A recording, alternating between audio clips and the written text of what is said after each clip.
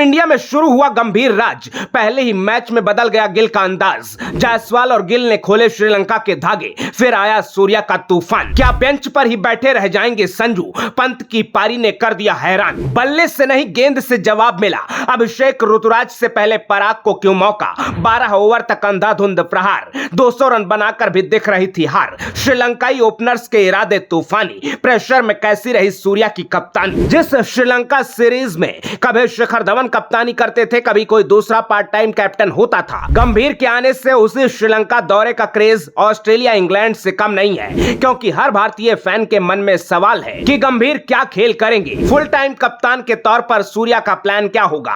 कौन किस नंबर पर बैटिंग करेगा, पंत या संजू? गंभीर की लिस्ट में पहला नंबर किसका होगा? और पहले ही मैच से यह तस्वीर साफ हो गई कि कप्तान कोच के बदलने से टीम इंडिया का प्लान नहीं बदलेगा। क्योंकि गंभीर को पता है कि चैंपियन टीम के साथ ज्यादा एक्सपेरिमेंट किया तो खेल खराब हो सकता है। ऐसे में टीम इंडिया की ओपनिंग जोड़ी वर्ल्ड कप 2026 तक के लिए फिक्स हो गई है। इंजरी वगैरह की समस्या नहीं हुई तो जायसवाल और गिल ही ओपन करते रहेंगे। जायसवाल की कोई टेंशन नहीं रही, लेकिन गिल के टी20 स्टाइल पर बड़ा सवाल था, जिसे गंभीर और सूर्या ने पहली मीटिंग में ही फिक्स कर दिया। मैच के बाद गिल ने खुद कहा कि टी20 में एक ओपनर के तौर पर जितनी तेज गति से रन बनाएंगे उतना अच्छा रहेगा। और गिल जानते हैं कि अभिषेक शर्मा और ऋतुराज बाहर बैठे हैं तो ज्ञान देकर काम नहीं चलेगा, डिलीवर करना पड़ेगा। तो श्रीलंका पहुंचते ही गिल ने टुक टुक एकेडमी से अपना एडमिशन वापस ले लिया है। टी20 में अटैकिंग वर्जन की जरूरत थी, उप कप्तान शुभमन गिल उसी रोल में दिखे। 200 के स्ट्राइक रेट से खेले, एक गेंद पर छक्का लगा तो अगली बॉल पर भी सिक्स मारने की कोशिश की।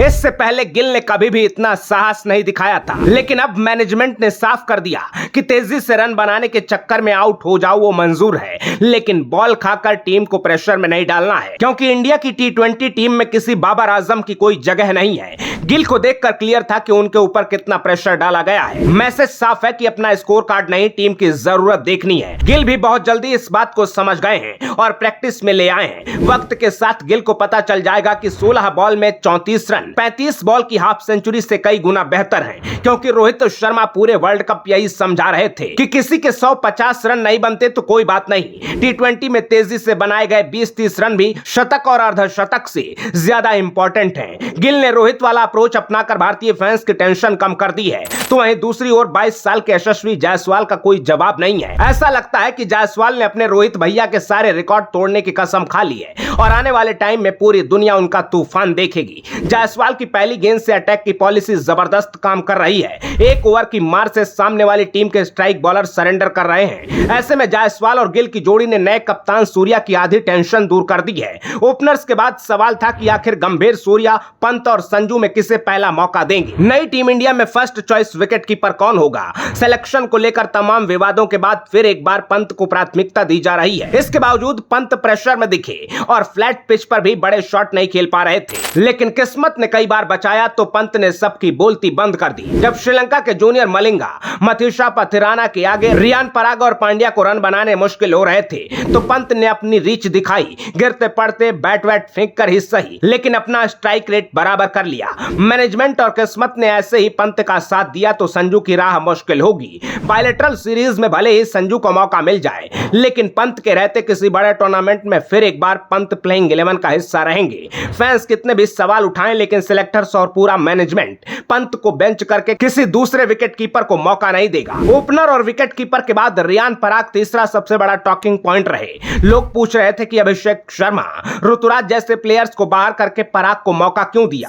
तो पहले ही मैच में इस सवाल का भी जवाब मिला जब 17वें ओवर में पराग के हाथ में गेंद थमाई गई। जिस पिच पर अक्षर और रवि बिश्नोई भी ज्यादा असरदार नहीं दिख रहे थे, उसे पिच पर अपने पहले ही ओवर में पराग को अच्छा खासा टर्न मिला। इतना ही नहीं, पराग ने पारी का 20वां ओवर भी डाला और 2 गेंदों पर 2 बल्लेबाजों को बोल्ड करके श्रीलंका की पारी समेटी अपने सिलेक्शन को सही साबित किया। पूरे मैच में मौन रहे गंभीर पराग की बॉलिंग पर ताली बजा रहे थे। इसका मतलब साफ है कि पराग को गंभीर पूरी तरह बैक कर रहे हैं। आईपीएल में पराग को लोगों ने ज्यादातर बल्लेबाज के रूप में देखा है, लेकिन घरेलू क्रिकेट में पराग ने गेंद से दमदार प्रदर्शन किया है। नए मैनेजमेंट की नजर पराग के बॉलिंग फिगर्स पर थी, क्योंकि जडेजा की रिटायरमेंट के बाद गौती का फोकस भी ऑलराउंडर्स पर है। इस बीच बैटिंग में भी पराग ने सिचुएशन के हिसाब से इंटेंट दिखाया था। शानदार स्विच हिट लगाकर पराग ने बल्ले से भी अपनी रेंज दिखाई थी। कोच के साथ कप्तान सूर्या को भी रियान पराग पर काफी भरोसा है। मैच से पहले कप्तान सूर्या ने कहा था, मैं पराग को बहुत हाई रेट करता हूं। लोग तरह तरह की बातें करते हैं, लेकिन मैं एनसीए में रिहैब के टाइम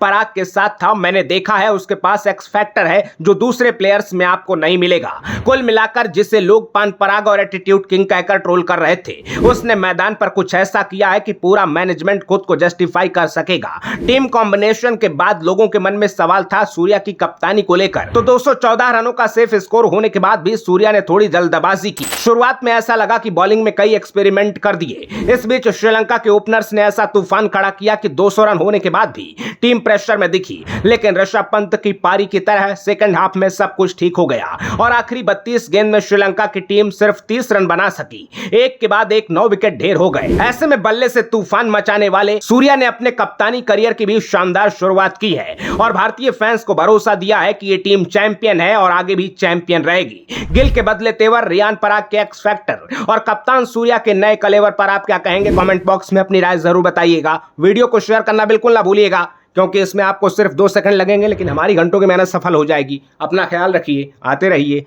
जय हिंद।